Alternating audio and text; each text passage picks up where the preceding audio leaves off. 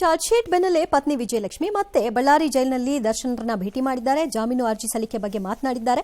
ವಿಜಯಲಕ್ಷ್ಮಿ ಜೊತೆ ದರ್ಶನ್ ಪರ ವಕೀಲರು, ನೋಟರಿ ಕೂಡ ಭೇಟಿಯಾಗಿ ಜಾಮೀನು ಅರ್ಜಿಗಳ ಸಹಿಯನ್ನ ಹಾಕೊಂಡಿದ್ದಾರೆ. ಈ ವೇಳೆ ದರ್ಶನ್ರನ್ನ ನೋಡಿ ಸಹೋದರ ದಿನಕರ್ ತೂಗುದೀಪ್ ಮತ್ತು ಪತ್ನಿ ವಿಜಯಲಕ್ಷ್ಮಿ ಕಣ್ಣೀರು ಹಾಕಿದ್ದಾರೆ. ಇಬ್ಬರನ್ನ ದರ್ಶನ್ ಸಂತೈಸಿದ್ದಾರೆ. ಇನ್ನೊಂದು ಕಡೆ ಜಾಮೀನು ಕೋರಿ ಹೈಕೋರ್ಟ್ನಲ್ಲಿ ಪವಿತ್ರ ಗೌಡ ಜಾಮೀನು ಅರ್ಜಿ ಸಲ್ಲಿಸಿದ್ದಾರೆ. ಸೋಮವಾರ ಅರ್ಜಿ ವಿಚಾರಣೆ ಬರೋ ಸಾಧ್ಯತೆ ಇದೆ. ಈ ಬಗ್ಗೆ ನಿರ್ಮಾಪಕ ಉಮಾಪತಿ ಶ್ರೀನಿವಾಸ್ ಗೌಡ ಮತ್ತು ವಿಪಕ್ಷ ನಾಯಕ ಅಶೋಕ್ ಚಾರ್ಜ್ ಶೀಟ್ ಕುರಿತಾಗಿ ಏನು ಹೇಳಿದ್ದಾರೆ ನೋಡೋಣ. ಮಾನವೀಯತೆಯಿಂದ ನೋಡೋದಾದ್ರೆ ಖಂಡಿತವಾಗ್ಲೂ ಆಗಿರೋದಂತೂ ತಪ್ಪು. ಚಾರ್ಜ್ ಶೀಟ್ ಸುಮಾರು 4,000 ಪುಟಗಳ ಚಾರ್ಜ್ ಶೀಟ್ ಆಗಿದೆ ಅಂತ ಹೇಳಿದ್ದಾರೆ. ಏನಾಗಿದೆ ಸತ್ಯಾಸತ್ಯತೆಗಳು ನಮ್ಮ ಕಾನೂನು ದೃಷ್ಟಿಯಲ್ಲಿ ಈಗಾಗಲೇ ಪೊಲೀಸರು ಬಹಳ ಮುತುವರ್ಜಿ ತಗೊಂಡು ಪೊಲೀಸ್ ಕಮಿಷನರ್ ಅವರು ಕ್ರಮ ತೆಗೆದುಕೊಳ್ತಾ ಇದ್ದಾರೆ. ಇಡೀ ಪೊಲೀಸ್ ಇಲಾಖೆನೇ ಇದ್ರ ಬಗ್ಗೆ ಕ್ರಮ ತೆಗೆದುಕೊಳ್ತಾ ಇರೋದು ಸ್ಪಷ್ಟವಾಗಿ ಕಾಣ್ತಾ ಇದೆ. ಇಲ್ಲಾಂದ್ರೆ ಇಷ್ಟೊಂದು ದೊಡ್ಡ ಪೇಜು ಯಾವ ಇದು ಕೇಸ್ಗೂ ಇಷ್ಟೊಂದು. ತನ್ನ ಕುಟುಂಬದವರನ್ನು ನೋಡಿದಾಗ ನಟರು ಭಾವುಕರಾದರು ಮತ್ತು ಪತ್ನಿ ಕಣ್ಣೀರು ಹಾಕಿದ್ರು ಅಂತ ವರದಿ ಸುದ್ದಿ. ನಾವೇನು ವಿಟ್ನೆಸ್ ಅಲ್ಲ, ನಮಗೆ ಗೊತ್ತಾಗಿರೋ ಪ್ರಕಾರ ಮೇಡಮ್ ನಡೆದಿದೆ ಅಂತ ನಾನು ಪರಿಭಾವಿಸಿ ಹೇಳೋದಾದರೆ, ಚಿತ್ರದುರ್ಗದಲ್ಲೂ ಒಂದು ಕುಟುಂಬ ಅಳ್ತಾ ಇದೆಯಲ್ಲ,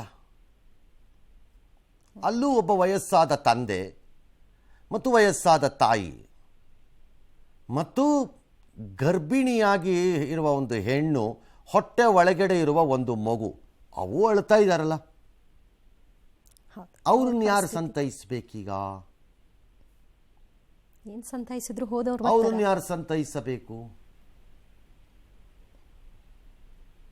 ಕಂಪ್ಯಾಷನ್, ಗ್ರೀಫ್, ದುಃಖ, ಭಾವುಕತೆ ಒಂದು ಸೈಡ್ ಹಾಕಕ್ಕಾಗಲ್ಲ ಅಲ್ಲ. ಅಲ್ಲಿ ಇನ್ನೂ ಒಂದು ಫ್ಯಾಮಿಲಿ ಇದೆ ಅಲ್ಲ, ಗೋಳಾಡ್ತಿರೋ ಫ್ಯಾಮಿಲಿ, ಕಳ್ಕೊಂಡಿರೋರು. ಕೊನೆ ಕ್ಷಣದ ಪುಟಗಳನ್ನು ನೋಡಿದ ಕುಟುಂಬಸ್ಥರು ಮರಗಿರೋದು ಹೀಗೆ. ಕೂಡ ಈಗ ಜೀವಂತ ನಾವು ಹೆಣ ಆಗ್ಬಿಟ್ಟಿದ್ದೀವಿ. ಅಷ್ಟು ಜನರು ಇದ್ರಲ್ಲಿ ಒಬ್ಬರಿಗೂ ಮಾನವೀಯತೆ ಇರ್ಲಿಲ್ವಾ, ಮನುಷ್ಯತ್ವ ಇರ್ಲಿಲ್ವಾ?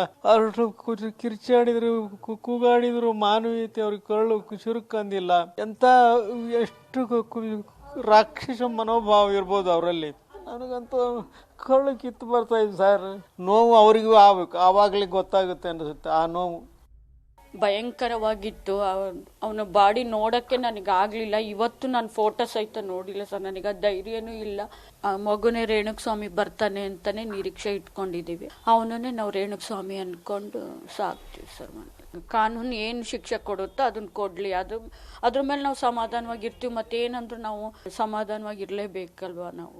ಅವ್ರನ್ನ ಅಷ್ಟು ಬೇಡಿದ್ದಾರೆ ನಮ್ಮ ಅಣ್ಣ, ಆದ್ರೂ ಆ ಮನುಷ್ಯನಿಗೆ ಕರುಣೆ ಬಂದಿಲ್ವಾ ಅನ್ನೋದೇ ನಮಗೆ ಇದಾಗುತ್ತೆ. ನಾವ್ ಎಷ್ಟೇ ತೋರಿಸ್ಬೋದು, ಗಂಡ ಕೊಡೋ ಪ್ರೀತಿ ಕಾಳಜಿ ಮುಂದೆ ನಮ್ಮ ಪ್ರೀತಿ ಏನೂ ಅಲ್ಲ. ಅವತ್ತು ಆ ಮನುಷ್ಯ ಒಬ್ಬ ತಮ್ಮನ ರೀತಿಯಲ್ಲಿ ಅವನು ನೋಡಿ ಬಿಟ್ಟು ಕಳ್ಸಿದ್ರು ಕೂಡ ಇವತ್ತು ಈ ಪರಿಸ್ಥಿತಿ ನಮ್ಮ ಮನೆಗೆ ಬರ್ತಿರ್ಲಿಲ್ಲ.